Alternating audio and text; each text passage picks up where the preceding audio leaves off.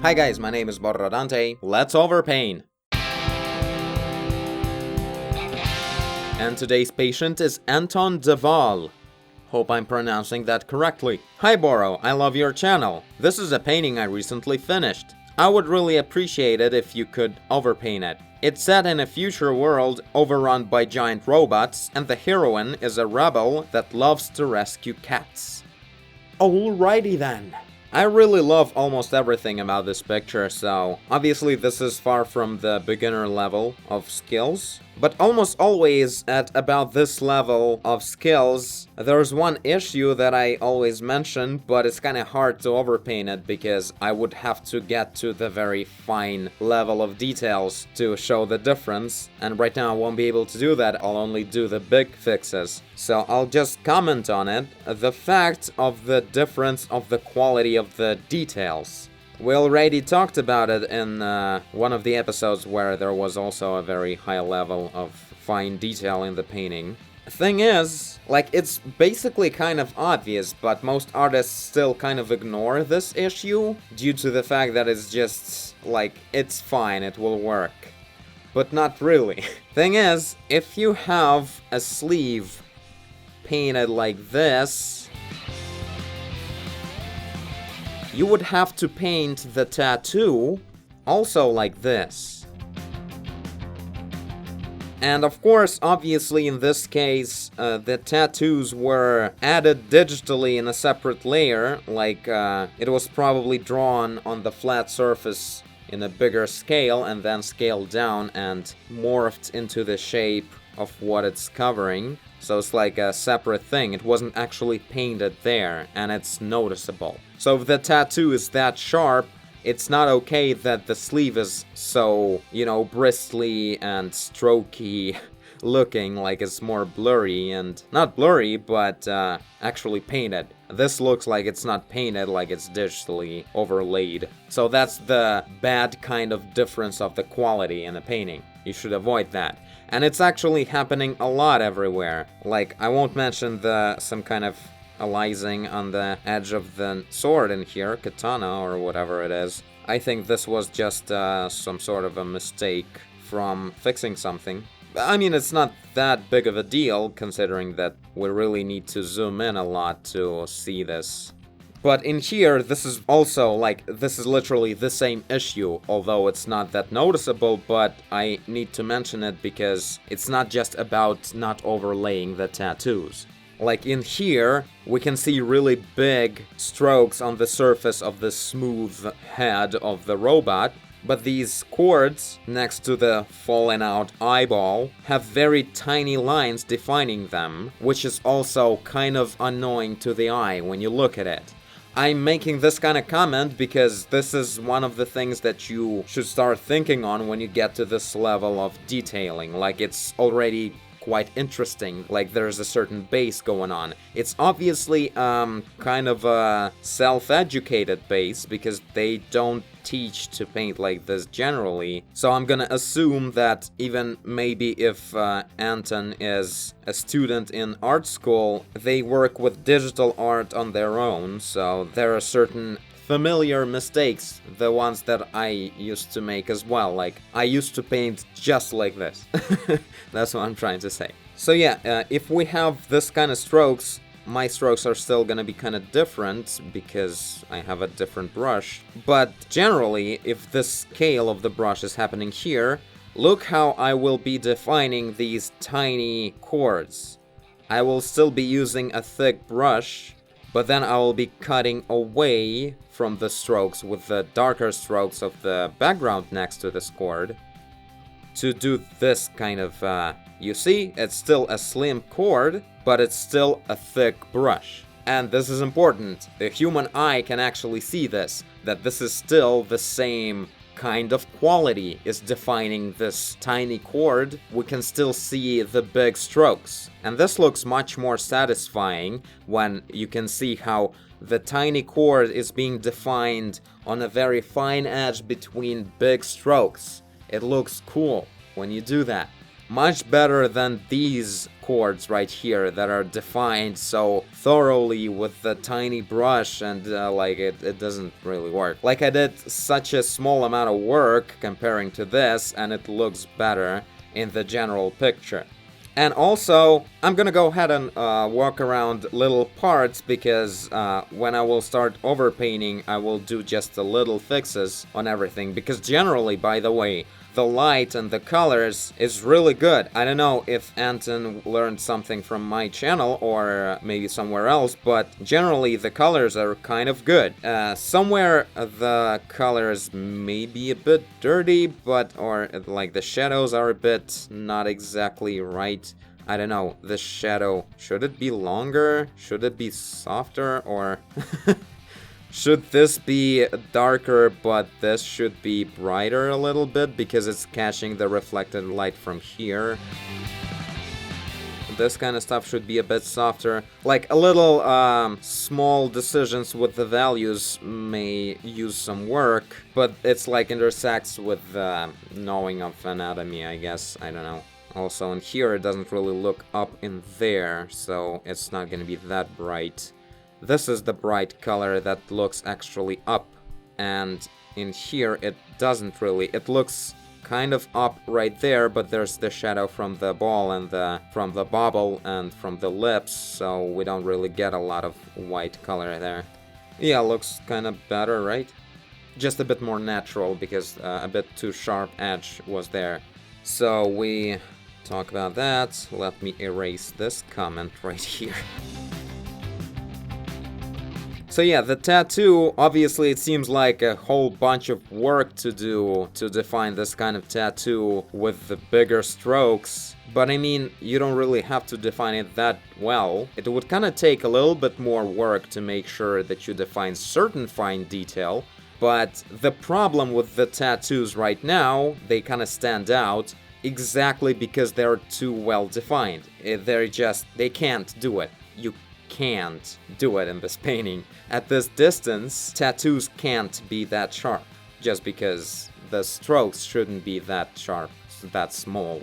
And generally, certain sharp details would be achieved with the same technique as I did with the cord. Maybe I'll try and dance around it a little bit if I'll have the time. Yeah, kind of the same thing goes to the fur of this kitty. It's, by the way, very lovely. Like, the whole picture is very inspired. I really like it. Like, it really feels like the person who was painting this, they really think it's cool. What I'm trying to say is, I feel like there's quite a good, fertile, artistic ego going on. It's also noticeable in the logo of the artist. It's really thought through, like it's very important to show yourself correctly, like in a very cool way. I know what I'm talking about because I used to have the logo just like that. So about the ego, it's actually seems like a bad thing. Many artists notice that it's called like the syndrome of all-knowing person. Like you think that you achieved the awesome level, you stop learning further. But it's not really true. It's not necessarily gonna happen, like maybe for a little while, but then you will figure it out. Generally, and I don't think it's the case in here, but just for all the people who watch the video, if you have a great artistic ego, you should also have a good self-esteem. If you have the low self-esteem and just overcompensating with the high artistic ego, you will have a lot of problems, because you will be thinking a lot of yourself as an artist, while thinking very little of yourself as a person, and that will result in the fact that you will try to paint like the best artist in the world, and you will never be able to do that right away, and instead of like moving on and learning more and more, this will make you just hate yourself and not paint anymore. So yeah, work on that stuff. This shouldn't be higher than this. Your artist shouldn't be higher than your person. So yeah, that's just a general comment, not necessarily applied to this particular artist. So yeah, let's do some values or something. I kind of like the composition. It's not exactly artistically appropriate, meaning like in the fine art, you would want to show maybe some ground or something, But generally, as a modern illustration, it's really good. I kind of like it. It looks great as a background for like a wallpaper, which is probably where it is right now on someone's desktop. So yeah, this kind of crop where the bottom edge of the canvas is being used as the floor for the characters, I kind of like it. It's kind of cool. But one thing that I don't like right away as I look at it, not mentioning the whole different quality of the strokes thing, and also the sharp edges, but I've been talking a whole lot about it, we all know that.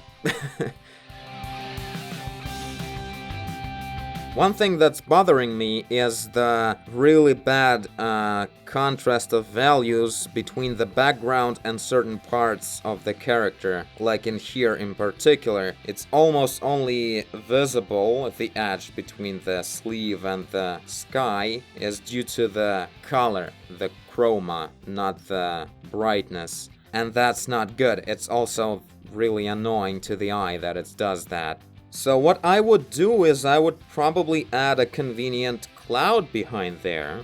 Also in here, probably. And you know, like, generally I see the idea is to make just a completely perfect gradient of the sky behind the character that's sitting there, so you can't really do a lot of deviations to the gradient of the sky, because it's like, why would it get so bright next to the edge of the character? But that's what you do in the paintings. You kind of do that a lot. It's totally fine to conveniently brighten up or darken the background just to show the character better. It's fine. Especially it looks good if all the strokes are of the same scale and quality. Usually if you add this kind of aura, artistic aura to the character at one side, you should kind of think through and make it a spot. So we are adding it also at the bottom of the arm a little bit and softly blending it away a bit. And also a little bit in here we should show that edge. So it will look kind of like there's a foggy depth at that area of the character. And it looks kind of satisfying to the eye. And nothing blends, no edges blend for this character. Yeah, this part never has such a fold. Should be smoother. I mean, there are wrinkles, but nothing like that. That is really painful. I assume that's the end of this top muscle group and then the tricep or bicep showing up. But it's not that angle, it wouldn't really do that. Especially at the girl's anatomy. As you can see in here, it's really smooth. Not a whole lot of muscles. So yeah, let's go ahead and just fix these conflicts between the background and the character everywhere. In here too, something we should do here, I'll probably actually darken it, I guess. Because all kinds of logical issues with what's going on in the background are far less important than the actual visual problems of having some edges blending in the areas where they really shouldn't, I mean. Sometimes they kind of should blend away and that's awesome, but that's a whole different story about blending and detailing.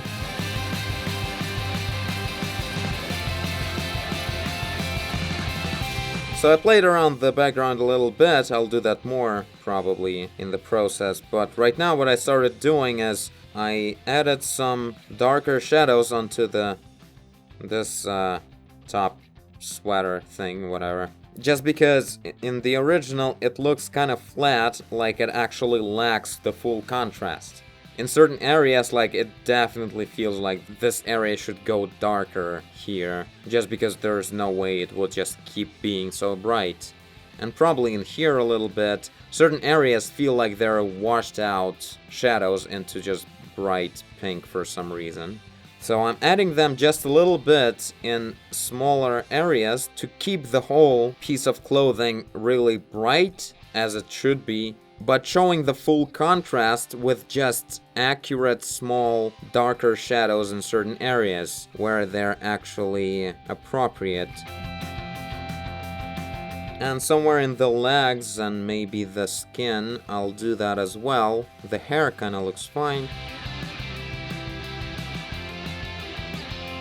couldn't help but blend away some of the edges, especially at the darker areas of the hair, and probably would do more of that on the other parts if they would be so dark, like such a high contrast with the sky.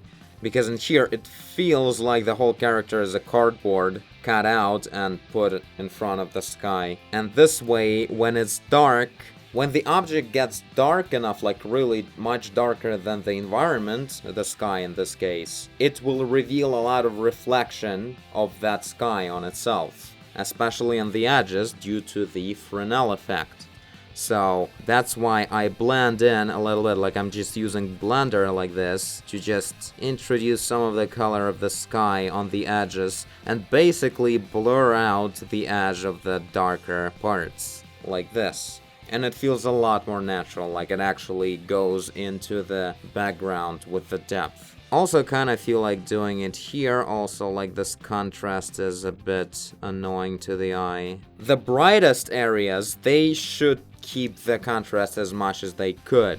Generally, if I would start this painting from the beginning, I would make the whole blue color of the sky just generally darker. It would work much better. With the skin being as bright as it is right now, so we still can see a very bright sunlight, so it's still a day, but just the sky would be a bit darker and really saturated, so it would work really good. It's about choosing the proper exposure for the camera when we look at this. Like, the sky is a little bit overexposed, I would say, considering that the character is really bright.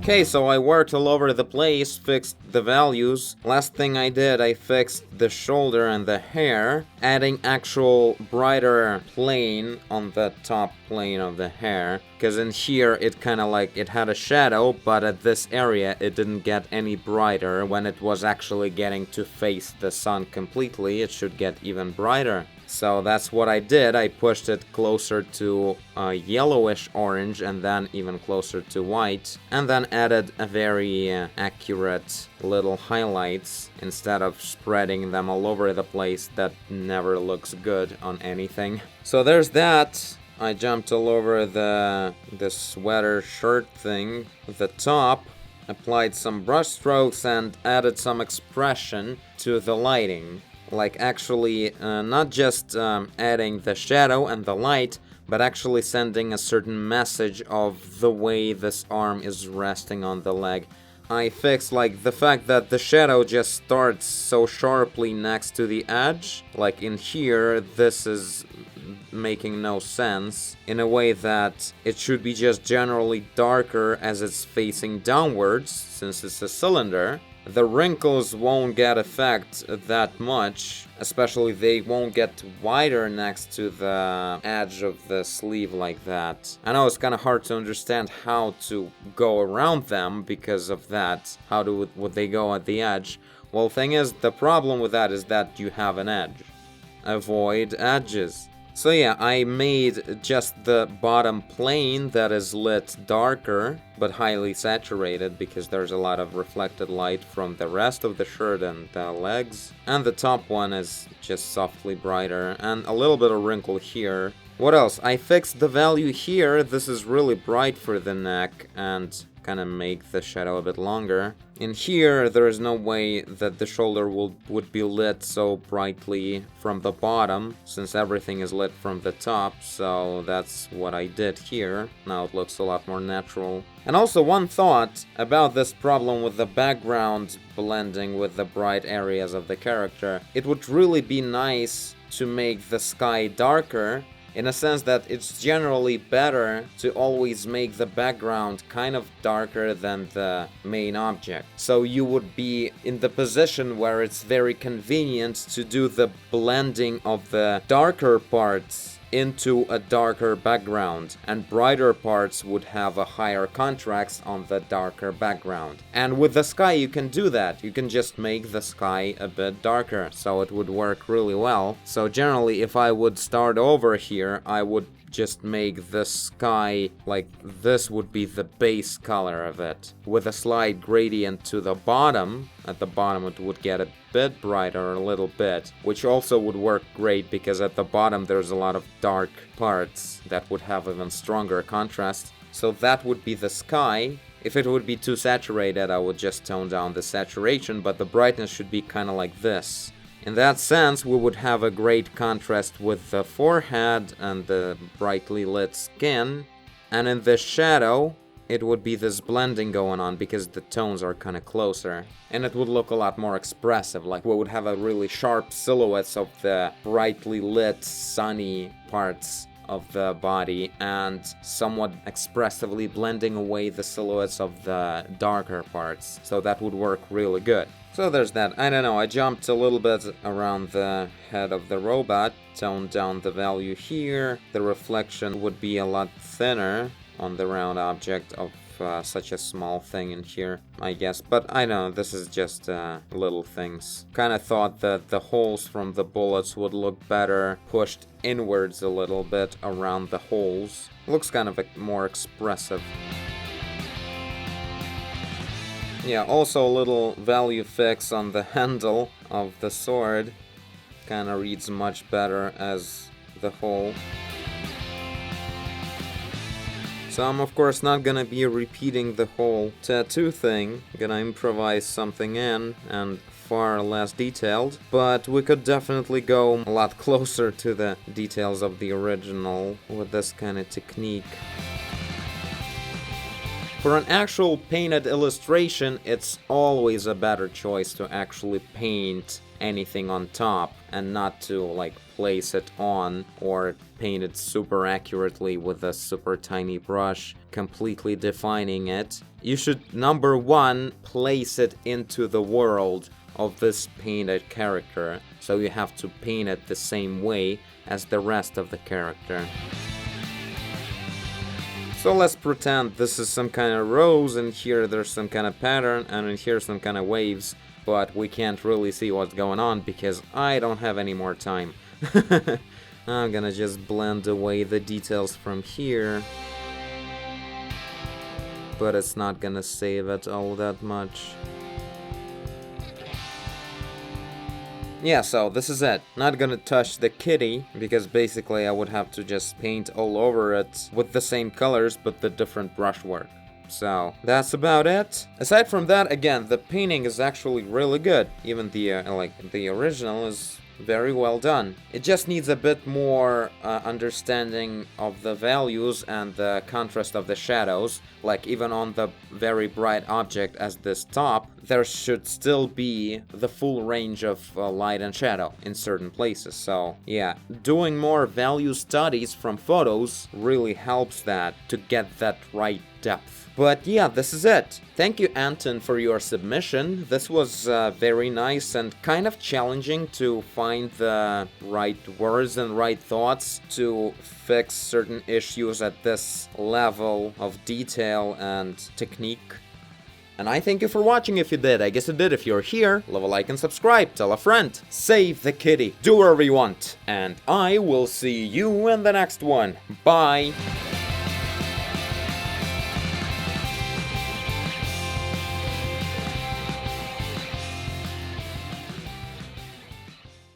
That's a bit of a bigger tunnel size than mine, right? Yeah. Looks kinda good.